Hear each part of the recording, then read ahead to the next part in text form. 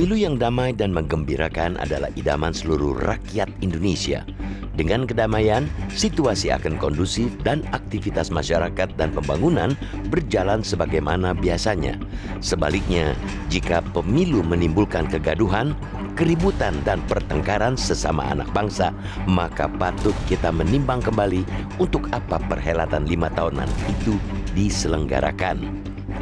Presiden Joko Widodo mengakui memasuki tahun politik kondisi sedikit memanas karena sejumlah hal. Karenanya, Joko Widodo menghimbau semua pihak menjaga situasi agar tetap kondusif dan tidak menjadi kompor yang memanas-manasi situasi.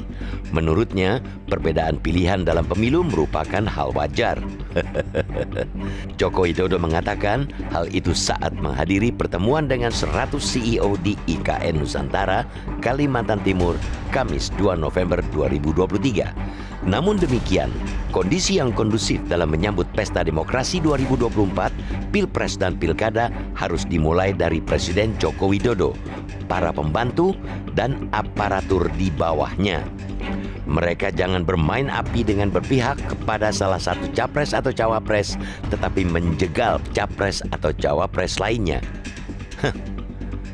Selanjutnya, penyelenggara pemilu yakni Komisi Pemilihan Umum dan Badan Pengawas Pemilu harus benar-benar netral, profesional, dan tidak tebang pilih dalam menegakkan aturan.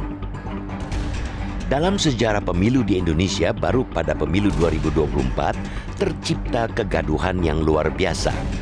Pangkalnya, pernyataan Presiden Joko Widodo yang akan cawe-cawe memilih penggantinya dalam pemilu 2024. Disusul putusan Mahkamah Konstitusi yang membuat norma baru bahwa capres-cawapres diperbolehkan maju meski belum 40 tahun asalkan pernah atau sedang menjabat jabatan yang dipilih melalui pemilu. Seharusnya MK tidak membuat norma baru. Penjaga konstitusi itu hanya berwenang menguji konstitusionalitas sebuah undang-undang terhadap Undang-Undang 1945.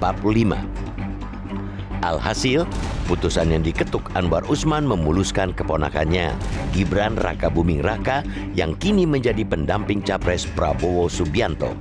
Dalam putusan yang diwarnai pendapat berbeda beberapa hakim, diketahui ketidakberesan pada rapat permusyawaratan hakim, yakni ada seorang hakim yang diduga ketua MK Anwar Usman yang mendesak agar putusan MK segera diketuk palu. Akhirnya putusan MK itu berbuntut pembentukan Mahkamah Kehormatan MK. Kegaduhan dipastikan akan semakin menjadi-jadi apabila putusan Majelis Kehormatan MK tidak berpijak pada objektivitas, keadilan, dan kepastian hukum. Penyelidikan dugaan pelanggaran etika oleh hakim-hakim MK oleh Majelis Kehormatan MK sebagai momentum bersih-bersih pengawal konstitusi dari hakim-hakim yang bermain politik dan miskin kenegarawanan. Sebaiknya segera matikan kompor-kompor yang mengobarkan panas kontestasi.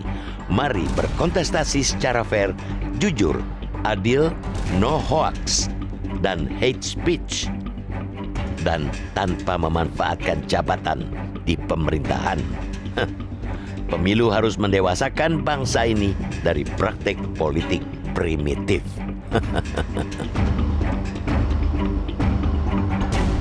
Jelajahi cara baru mendapatkan informasi. Download Metro TV Extend sekarang.